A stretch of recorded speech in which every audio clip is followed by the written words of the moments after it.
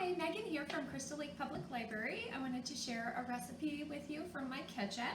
I have found a wonderful recipe in this Oh She Glows cookbook. This is a copy I own, but we do own it at the library. It's for a no-bake granola bar. It's called Classic Glow Bar. And this recipe creator has a website as well. It's ohsheglows.com. So this recipe is also found there on her website. I have pre-measured all of my dry ingredients out.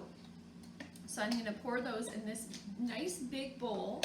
And you want to have a big bowl, lots of room, because you're going to be mixing the ingredients together. And I've prepped my pan, a 9x9 square. You can do a couple of loaf pans if you rather. You could do a round, up to you, which you have available. I put a piece of parchment paper down and then I sprayed that just so it's easier to get out. I've also measured out my peanut butter because that's a little messier to measure. And then I'm using cane sugar syrup. So the recipe calls for brown rice syrup. I didn't have that on hand and I didn't want to go to the store. It's one of those ingredients that's a little hard to find locally. I believe they have it at Fresh Time. It's just an alternative. Her recipes are vegan, so you could use honey in this because it's really thick, sticky binding. That's what you need for these no-bake granola bars. So I'm using this because it's similar and it's what I had on hand. So I'm putting in about a half a cup of this to my 1/4 cup of nut butter. And she has a recipe for no nut if that is a concern for you. So you could use sunflower butter instead of peanut butter. You could use almond butter, cashew, whatever you have on hand, you can use for this. So I have my dry ingredients here. I am gonna give those a stir before I warm up the peanut butter, just to kind of mix everything around. I pre-measured it. It's oats, Rice Krispies.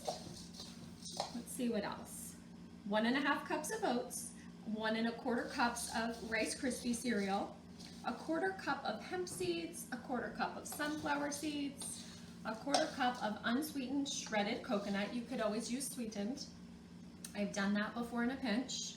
2 tablespoons of sesame seeds, 2 tablespoons of chia seeds, a 1/2 teaspoon of cinnamon, a 1/4 teaspoon of salt, and then the wet ingredients, like I said, a 1/4 cup of nut butter, 1/2 cup of the brown rice syrup or honey, and then you're gonna splash in vanilla after. So I'm gonna warm this up. You're gonna warm it until everything is cohesive and there's little bubbles around the sides. So I've combined the peanut butter and the sugar syrup, whichever you choose, and it says medium to high heat, and if you look closely you can see some bubbles. I'll let it heat a little more there. They're starting more.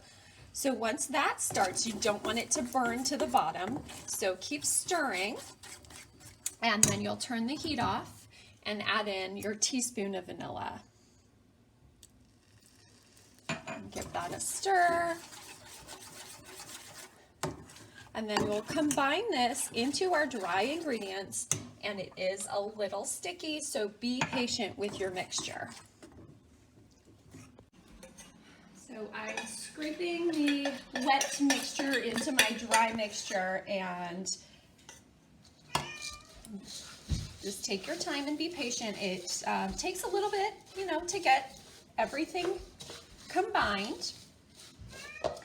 And once it's nicely combined, we're gonna put it right in the pan. And this recipe really needs to be compacted down as much as you can get it. That way, when you take it out and cut it and enjoy it, it doesn't just crumble apart. So that is an important part of this recipe, is just smushing it down in that pan as much as you possibly can.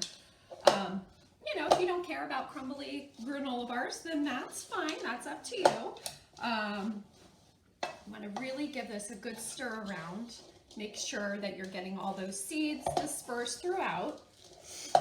And once it looks like everything's wet, turn it out into your pan. And one thing that she mentions that I've used time and again that works really great is just using your hand. You just get it slightly damp and really press down.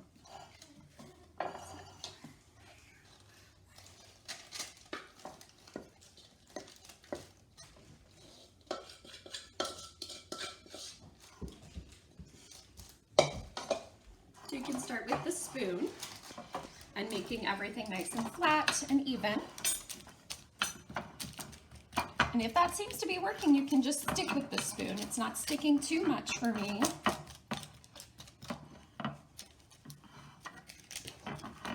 If you don't want to get your hands, you know, real sticky and messy.